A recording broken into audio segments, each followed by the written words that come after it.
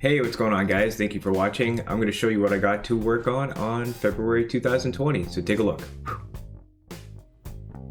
Alright, ladies and gentlemen, so what I worked on was flight rotation. So when I fly up and down, my character moves up and down and flips around, can do the same thing in reverse. What else did I work on? I worked on a punch system. So you power down, but you power up. And then if I click my mouse a few times, I'll be able to punch, and then the enemy will switch directions and face to where I'm punching. There's no punch animations, but the character will be punching, and it's based off of the length of the animation. So the animations will be smaller. I removed the conversation GIFs, so there's no more of those because I was gonna do the expressions via the character 2D character itself. So just opened up the window a bit more so it's easier to see. What else did I work on? I worked on the movement of the camera based on direction where I'm standing or where I'm looking. So if we're moving to the right, moving to the left, so on and so forth, the camera will point to the direction or will interpolate towards it. And if we're flying, I put two different cameras for different boost states. So this is boost 1 state, and then we'll eventually get to boost 2 state, and the camera will pull back a little bit more and look a little bit more to the right depending on the direction I'm facing, which is pretty cool. And then I created a laser beam system so I can shoot lasers out the eyes and point directions and destroy NPCs, and by NPCs I mean enemies, enemy classes. So yeah, so that's basically what I got up to for this month of February, and yeah, I feel like I made a lot of good progress, and I feel pretty good about it. And that's what I got up to in February 2020. But I'm going to give you a little bit of personal insight of what happened throughout the month of February, if you so feel like watching. So what was my personal thoughts / my indie developer growth? Well, let's just say the first half of the month was really productive. First 2 weeks were good. You know, you seen what I got up to. Made some pretty cool stuff, and I was moving pretty long. Then in the middle of the month, I had to do some house sitting, so I took that time and did the house sitting, and I played some games. I played God of War and Spider-Man, which was awesome on the PlayStation. And yeah, I beat those 2 games, and then when I got back from that little mini vacation, I guess, I just didn't really feel too motivated to work on games, and I was kind of questioning if I should still continue on with game making and whatnot.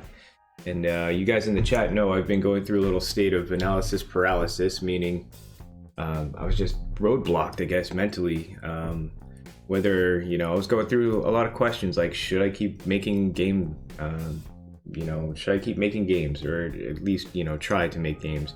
I've been going in this classic indie game dev circle where, you make a product, or, you start a project up, you get to the point where, you want to tell people, so you do, and you tell people enthusiastically, and I've been known to do this, Smuggler's Love, Devotion's Crew, and a few other projects down the road, or earlier down the road.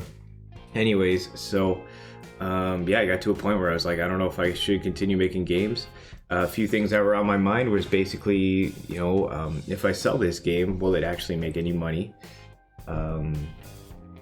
That's basically what it boils down to, really, man. In my head, it was like, well, if I want to have a career as an indie game developer, then whatever I'm working on should be making money, because I need to eat and pay bills and stuff like that. But, we all know that's not the right way to go about it. The right way to go about it is you work on it as a hobby, basically. You do it out of passion, out of dedication, out of, you just want to make something cool. And then, if it makes money, that's great.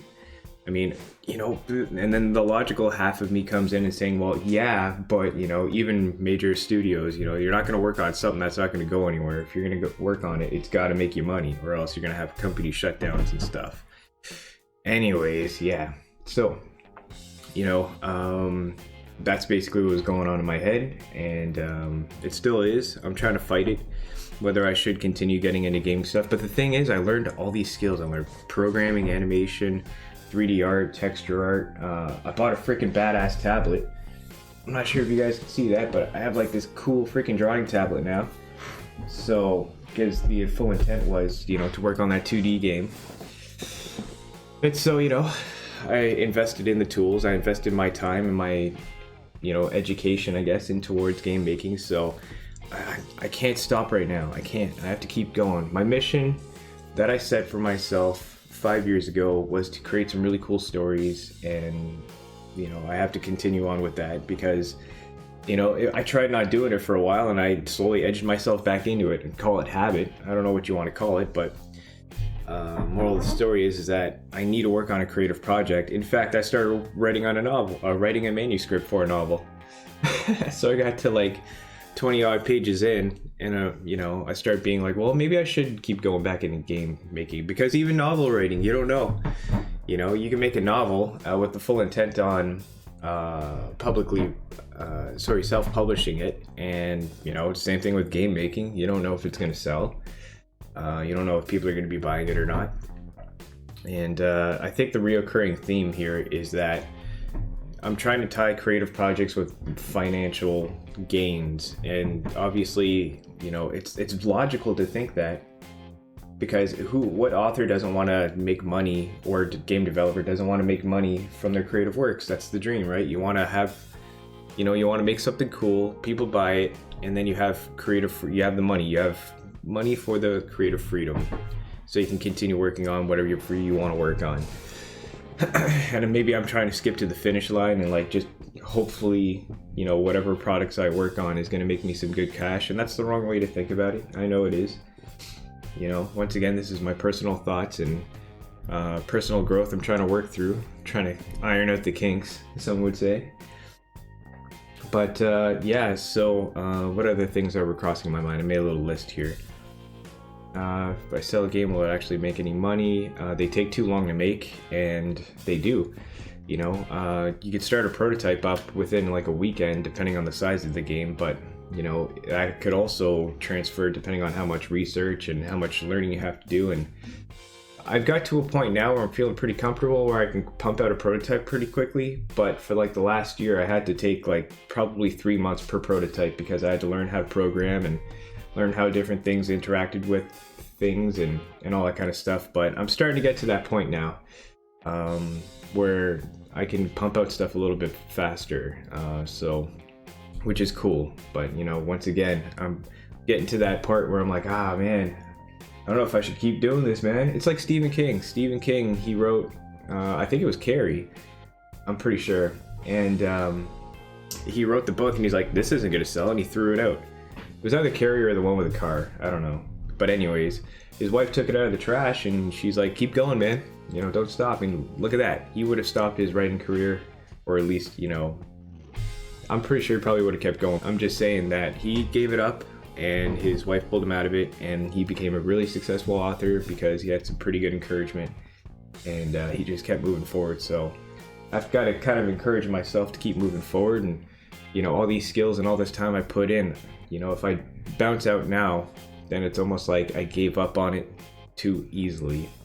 Anyways, I'm sure you, as other developers out there, have been going through some of the same thought processes too, whether it's worth the time to work on some stuff, whether it's not, you know, and a lot of you come in as hobbyists, and you know, we all watch the GDC videos, and you know, we see what other people go through and whatnot, and we learn from their mistakes and what they teach us. And you know, what should be taught is, you know, work on the product, but come at it from a hobbyist perspective and have some other side income coming in, so you don't have to worry about, you know, being able to pay the bills and all that kind of stuff while you're working on your creative thing. Because if you keep thinking about that, you know, end goal, that money that you're going to make, you're going to create a block yourself and go in a state of analysis paralysis, and that's what I've been doing. I'm getting tired of it. But anyways, so, and also another update, the level designer I was working with, well, yeah, anyways, she left. So Cozy at Crazy had a level designer, but she's getting married in the summer and she's going to be really busy, and she's already working a full-time job, and I couldn't pay her, so there's no real hardcore obligation / contract for her to do anything. So understandably so. Not mad at that. But it does put another extra workload on me for a Cozy at Crazy. So when that happened, that's also another reason why I went to analysis paralysis. I started looking at that big ass task list, and I was like, oh man, should I be working on this all by myself? Is this going to be worth it? Is this product that I'm working on, Cozy at Crazy, worth it? And all that kind of stuff. Anyways, for March, looking forward, I talked with my buddy on the weekend there, and I kind of got more encouragement to keep going into game design, so game development. So I'm going to work on something new. It's not going to be Cozy at Crazy. I learned a few lessons from Cozy at Crazy, by the way. So, I'm going to put that in here too. What did I learn from Cozy at Crazy? I learned that 2D animation has a unique look, but it takes a long time to actually produce. In my mindset, before I jumped in on the 2D animation bandwagon, I was thinking it's going to be easier for backgrounds and background characters and character design. It turns out if you want anybody to move, you got to animate them, and then you got to color it in. So it's actually the coloring process that kind of dissuades me a bit from it.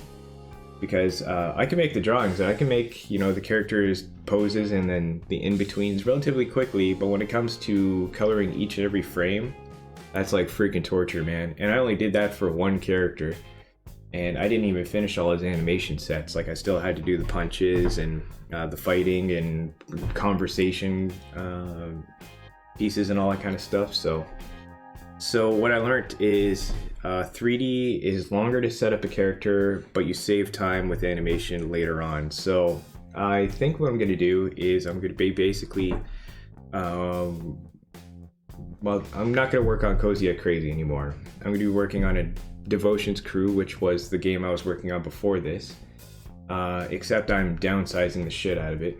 So it's basically just going to be, it's not even going to be a hospital ship game anymore, which I'm shelving for now. I'll come up with that again in the future. But right now it's just going to be 2 people stuck on a ship. Very small ship, like a cargo ship. And basically that's what it's going to be. But I'm moving back to 3D. And so that's pretty much what lesson I learned from 2D animation, which I'm glad that I experimented with. If I didn't experiment with 2D animation, I wouldn't have learned that I could do 2D animation if I put my mind to it, which is really cool. And yeah, it's just 3D animation. You can work with montages better in Unreal Engine. Animating's a heck of a lot quicker. For me, it is at least. You can't do those cool, crazy poses and have that specific look. Well, you can to a degree, but it's just quicker. And for a solo developer right now, quicker is and smarter is the smart way to go. So that's the path I'm taking. So March is going to be me working on Devotions Crew, which is going to be a smaller game with 2 characters just stuck on a ship. That basically it's going to be a story game. I'll leave it with that for now, because I'm going to actually be starting production on that, well, planning and all that kind of stuff today. But the goal is to not feature creep, and basically it's just going to be a space game, Resident Evil style cameras. I'm going to be able to walk through hallways, and we're going to have some camera tracking with a little bit of rails. So it's going to be kind of like The Walking Dead. Think of it like The Walking Dead / Telltale games. More of a narrative, more of a story objective game. But I'm also going to be making this with a different mindset. This mindset is that it's going to be a sellable product, but I'm more or less going to be making it for a portfolio piece. So with that in mind, it's like plan A is to sell it. Plan B is to use it as a portfolio piece so I can get a job with it. So I already have Tall Poppy in the bank, which is cool. And another game down the pipeline on the market would be detrimental for me getting a job if I so choose to go that path. Because let's be honest, I'm getting to the point right now where, I want to have my own freedom. I made Attainable Entertainment so I could sell my own products and stuff, which is great. But there's a lot of boss stuff you got to do in the background. So, if the money's coming in, it's worthwhile. But if the money's not coming in and you still have a business, And it's like, why do you still have a business, bud? Pretty much, right? So, so part of me is wanting to work for another company. It's just the security of having that paycheck. But is it secure though? Who knows? But layoffs and all that kind of stuff if a product fails. Like even if I work for, I guess it's a conversation for another time. But fuck it, this is my personal vlog and this is my personal thoughts on it. So yeah, if you guys are still watching, that's cool. I appreciate that. I doubt you are, but if you are, that's cool. I don't know if I'd be sticking around this long, but anyways, yeah, so the financial freedom that you get if you work on your own studio, and you can create the games you want to create, which is cool. As long as the money's coming in, you can have a livable wage, and not just a survivable wage, but like a thriving wage, and hire some other people, which would be great. The alternative though is that you work for a company, and if you work for a company, you succumb to a specific position, and pretty much just grinding that out. So like I can jump around and do some programming, animation, level design. I'm a jack of all trades, master of none, but at least my brain can jump around, and if I'm tired of animation, I can do some more 3D work. If I'm tired of 3D work, I can do some programming. I have the availability to jump around. But if I were to work for a studio, it's basically, I'd probably be doing it as an animator, and as an animator, heaven forbid, I'm animating mouths all day. That's the one thing I don't like animating, is just mouth movement. Although that's where you get like kind of the wackiest stuff from, is mouth movement, but lip syncing, it would suck ass to animate all day. So yeah, you just have to do that. And not only that, but if the game sucks, the studio restructures, you get laid off, it's not really set in stone, right? So anyways, that's my personal thoughts for February. That's my personal growth and where I'm at right now in this part of time in 2020, February 2020. March is looking pretty good. Once again, I'm working on Devotion's Crew, which is, restructured to be a much smaller game. And I'm looking forward to getting started on it. Part of me is a little bit reserved, saying, well, should I still work on this? Maybe I should just freaking, I don't know. But either way, I need a portfolio piece, and something else on the market would be good. And most importantly, I need to finish something. So I need to break this stupid hamster wheel of starting a project, getting excited about it, and not being able to finish it. Because, I get either overwhelmed with how much work it actually takes. So, because ideas are so cheap.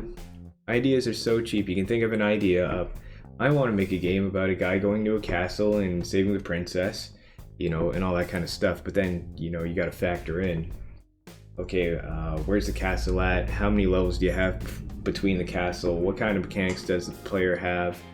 Are they fun mechanics? You got to test that a bunch of times. What kind of biomes do you want to deal with? What kind of music, sound effects?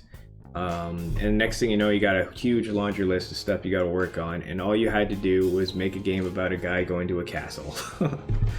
Something super cheap like that, right? But then it just cascades into a bunch of other shit you got to do. Which, it's not so bad, and it's fun to do the planning process, but when you're a solo developer, it's a pretty big mountain to tackle onto. So I'm basically just a solo guy working on something that I have to keep and make sure that it doesn't get out of scope, because it's so easy, man, especially when programming. It's so easy to you just come up with an idea and you're like, yeah, I can pump that out. I can, 2-3 hours, I can have that mechanic in the game and no problem. But then you put that mechanic in the game and then you're not factoring in, okay, well, now the character has to animate this specific way, which would take a whole new structure of different ways of going about things. Anyways, this video has gone long enough. Thank you for watching if you made it this far. I'm going to be doing some game development or some sort of development. This is Chris Devlogs. This is kind of just whatever creative projects I work on. That's basically where I'm going to boil it down to. Mr. Christopher's personal thoughts on his game development journey, basically. Anyways, you guys have a good day. Thanks for watching, and I hope your game development journey is awesome, and your creative journey is awesome too. Yeah!